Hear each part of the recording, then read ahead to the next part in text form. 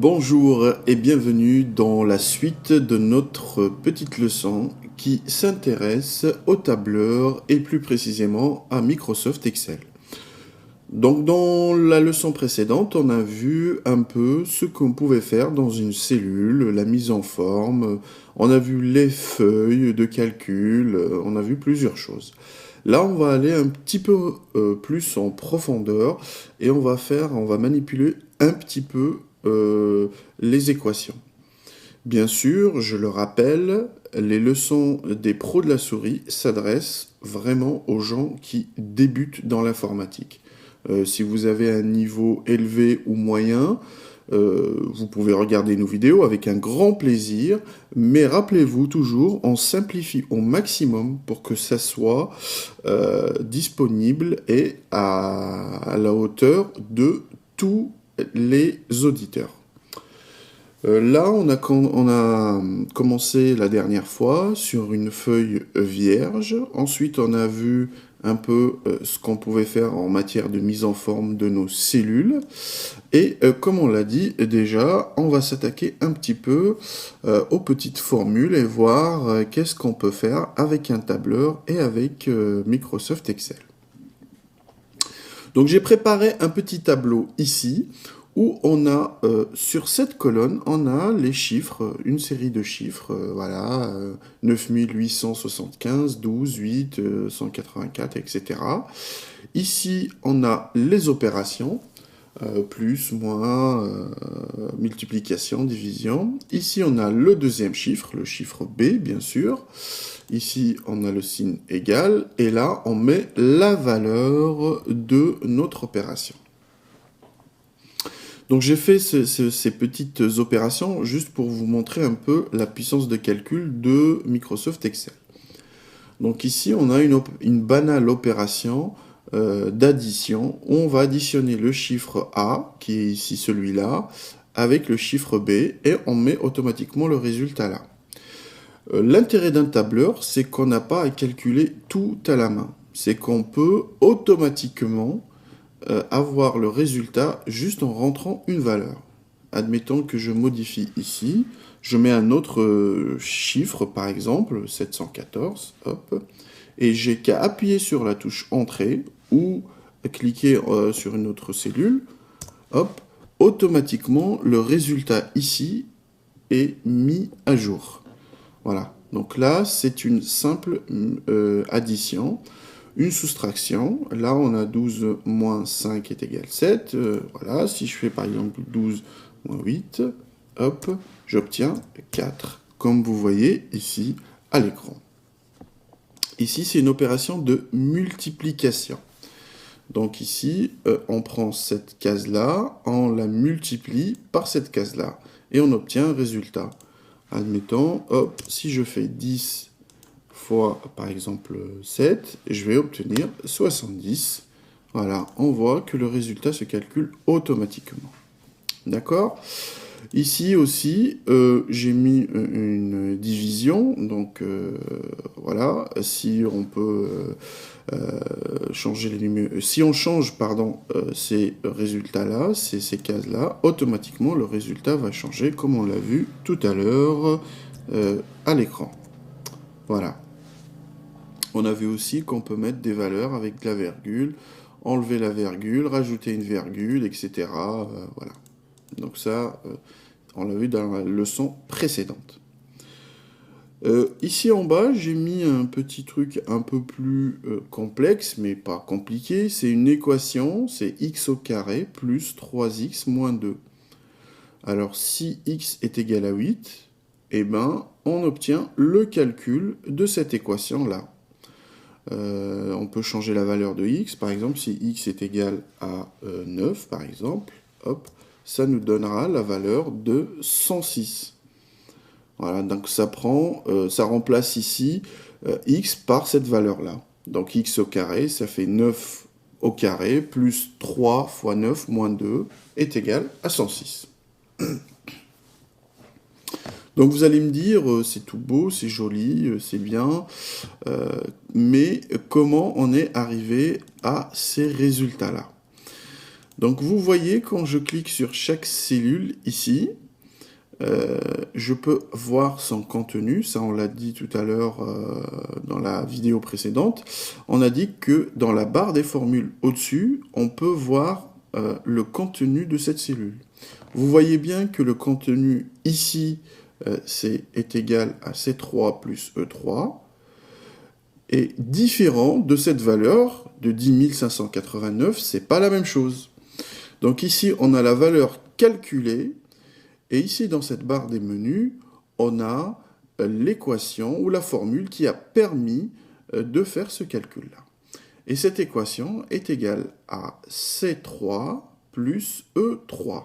C3, c'est la case C3, donc la colonne C, la case 3, c'est cette case-là, plus, j'ai un signe plus ici, c'est pour ça que j'ai mis plus, la case E3, la colonne E et la ligne 3, et j'ai cette case-là.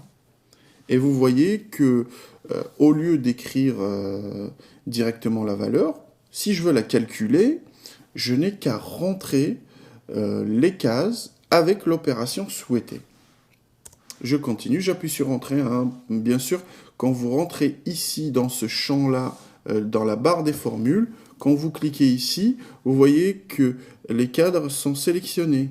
Donc si vous cliquez en dehors, par exemple, je vais cliquer sur cette case-là, M3 par exemple, juste pour tester, hop, vous allez voir là, hop, qu'on peut par exemple rajouter cette case-là. Regardez, si je clique dessus, ça va rajouter automatiquement. Donc faites attention quand vous manipulez les formules, pensez bien à appuyer sur Entrée pour sortir de la cellule.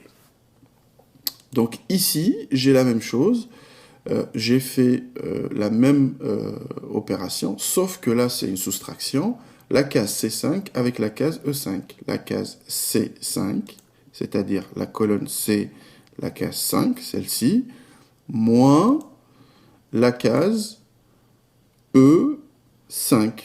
Et j'obtiens, voilà, comme vous voyez ici, ce calcul-là.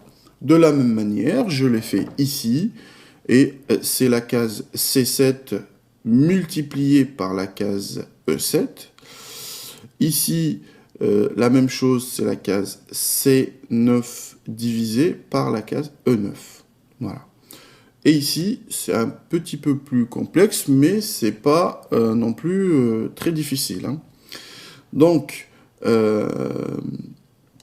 pour revenir à notre barre des formules, ici on saisit les formules et automatiquement Excel nous donne les résultats. Voilà, je vous ai préparé déjà les formules à côté et je vais donc vous dévoiler ici le résultat de nos opérations et les équations que j'ai saisies. Voilà. Donc les formules que j'ai saisies, ici vous voyez bien que cette case-là est égale, la valeur ici est égale à C3 plus E3. Toujours, on met est égal pour calculer la valeur. Si je ne mets pas est égal, automatiquement, Excel va croire que c'est des chiffres, c'est du texte, tout simplement. Quand je mets est égal, je me mets en mode formule ou équation et il me calcule une valeur selon ce que je saisis. Là, ici, j'ai saisi que c'était la somme de la case C3 plus E3. On voit bien ici la case C3, E3. Dans la deuxième opération, c'est une soustraction. J'ai mis toujours le signe est égal. Et ça, rappelez-vous bien, quand vous mettez est égal au premier, ça veut dire que vous voulez calculer une valeur. D'accord ? C5 moins E5. Voilà, donc C5 moins E5, etc. Ici, c'est la multiplication. Vous avez bien compris le principe. Il y a les cases qui changent. C'est la case C7 et E7. Voilà, avec le signe multiplication. Et ici, pareil, c'est la même chose. Ici, c'est un peu plus compliqué. Enfin, c'est la petite équation. Elle est un petit peu plus compliquée, mais c'est pas très difficile non plus à comprendre. Donc ici, on a mis la valeur de x, hein, c'est 9. Admettons que je change, par exemple, je mets x est égal à 3. Voilà. J'ai automatiquement ma case ici de valeur qui change. Par contre, mon équation, elle est toujours la même. Donc, est égal, comme on l'a expliqué précédemment. J'ai fait deux petits guillemets là pour les parenthèses, entre parenthèses, pour vous montrer la valeur de x au carré. X au carré, x si on désigne x par 3 ou par cette case, c'est la case E11, comme ici. C'est E11 fois E11, c'est au carré. Voilà, c'est le chiffre fois lui-même. Plus, on voit bien le plus ici. J'ai ouvert deux parenthèses aussi pour montrer la deuxième partie de l'équation, c'est-à-dire 3 fois x. Donc 3 fois x qui est représenté par la case E11. Voilà, je ferme la parenthèse. Moins 2. Et on voit bien que si ici la case E11, on met une valeur qui est différente, bien sûr, le calcul sera différent. Mais l'équation, elle est toujours juste. Alors, qu'est-ce qu'il faut retenir? Il faut retenir que selon le mode de saisie dans une cellule, on peut choisir soit d'insérer un chiffre ou du texte ou autre chose, une date par exemple, soit si on met est égal en premier, on demande à Excel de nous faire le calcul de la valeur de ce qu'on va saisir. Voilà. Donc, j'espère que tout le monde a compris le principe. Hein. Donc, ici, on a la première série de chiffres. Ici, on a l'opération. Ici, la deuxième série de chiffres. Ici, on a les valeurs calculées. Et ici, j'ai saisi les équations telles quelles que vous devez les saisir pour avoir ces résultats. Donc, on passe à un autre exercice. Voilà, c'est un exercice tout simple, tout con. Hein. On est là pour comprendre le principe. Hein. Après, à vous de vous approprier Excel et de faire vos propres tableaux, vos propres calculs. Donc ici, c'est un truc tout simple, c'est la table de multiplication. On a dans cette colonne 1, 2, 3, 4, 9, 1, 2, 3, 4, 5, 6, 7, 8, 9. Ici, la même chose, et on fait la multiplication. Par exemple, 1 fois 1 est égal à 1, 1 fois 2, 2, 4 fois 4, etc. Et ainsi de suite. Et là, on a tout le tableau de multiplication. On va refaire cet exercice tout simple, et vous allez voir que c'est pas très compliqué. Bon, d'abord, on va mettre la série des numéros de 1 à 9. Donc, je vais le faire à côté ici, pour que vous puissiez avoir les deux versions. Et je commence par saisir. Voilà, je mets 1, 2, 3, 4. Vous trouvez que c'est un peu long? On va aller plus vite. Je vais vous montrer un truc pour aller plus vite. Je saisis 1. Je me mets sur la cellule, sur le coin droit en bas, ici. Vous voyez, il y a un petit carré. Je me mets dessus. Et vous voyez que mon curseur a changé de forme. Je clique et j'étale ça sur la longueur. Donc 2, 3, 4, 5, 6, 7, 8, 9. Et je lâche. Vous voyez bien que ça m'a dupliqué ce qu'il y avait dans la première case, c'est-à-dire le chiffre 1 avec sa mise en forme, etc. Mais moi, je veux pas. Je ne veux pas écrire 1, 1, 1. Je veux avoir une série. 1, 2, 3, 4, 5, 6, 7, 8, 9, 10, etc.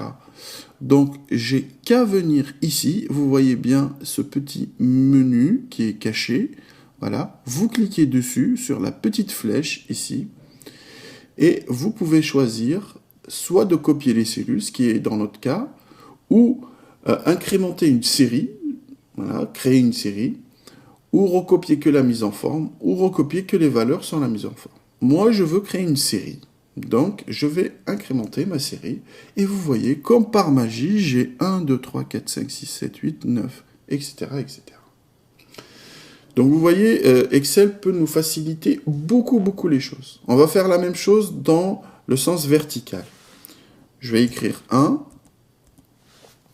Bien sûr, je vais le centrer, etc., etc.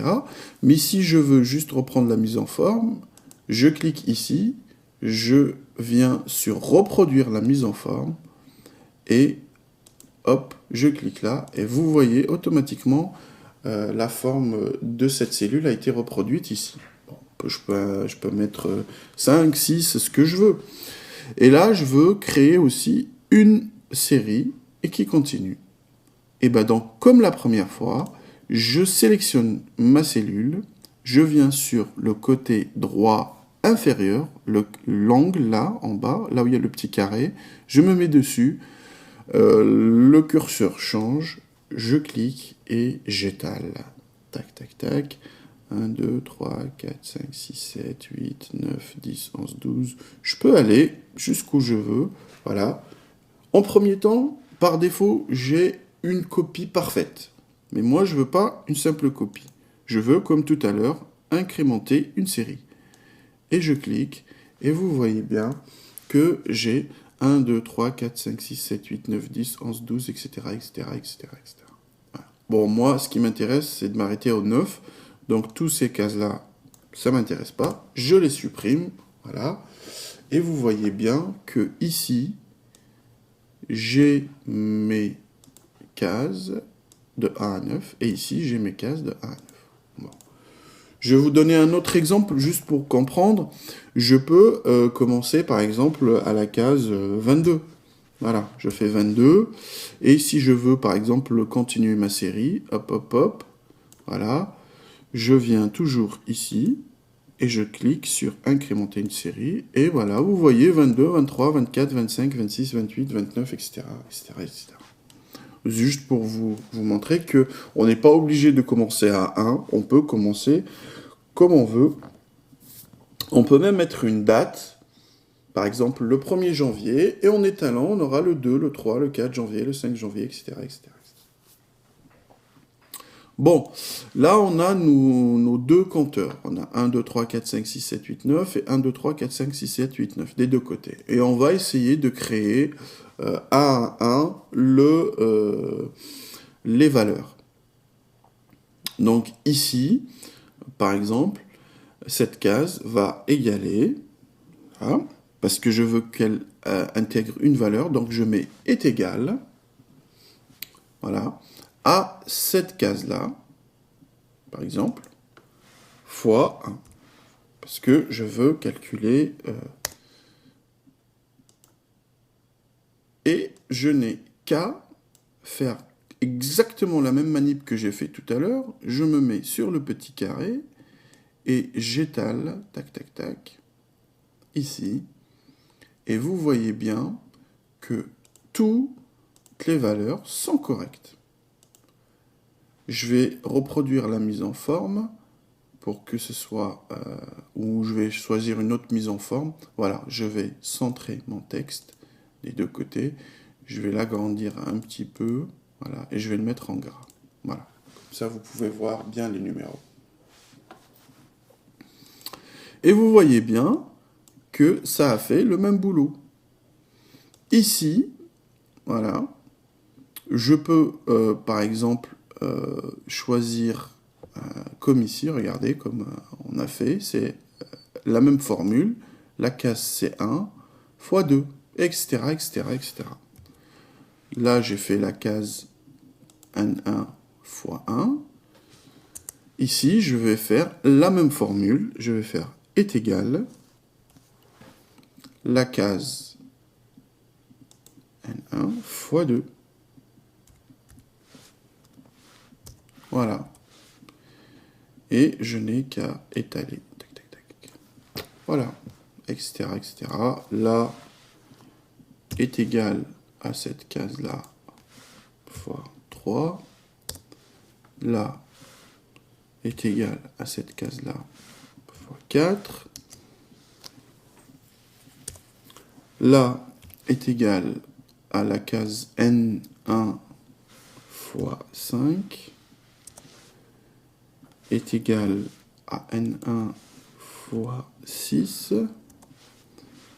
est égal à N1. J'ai fait une petite erreur, je peux rectifier. 1 fois 7 est égal à N1 fois 8 et est égal à la case toujours N1 fois 9. Voilà.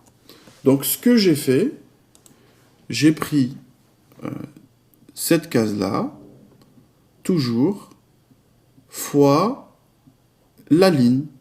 Voilà, si je suis sur la ligne 1, c'est fois 1. Si je suis sur la ligne 2, c'est fois 2, etc., etc. Si je suis sur la ligne 9, fois 9.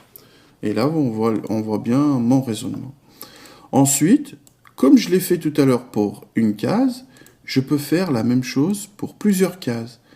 Il faut que je clique au milieu d'une case et que, sans lâcher, je déborde sur toutes les autres que je souhaite sélectionner. Donc là, j'ai sélectionné toutes ces cases-là.